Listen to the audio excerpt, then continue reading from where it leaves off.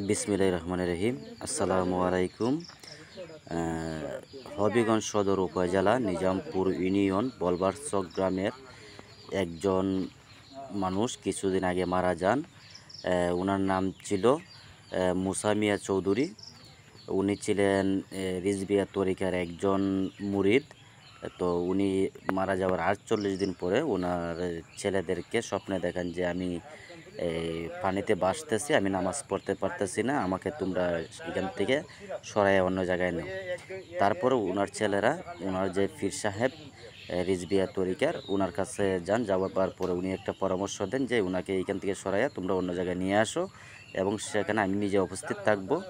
তো উনি আইসা তো কবর থেকে উঠানোর পরে ওনাকে এখানে আনিয়া রাখা হয়।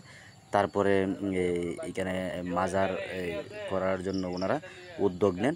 তো আপনাদের দৃষ্টিতে এটা কেমন হয় বা কি সবাই কমেন্টে জানাবেন।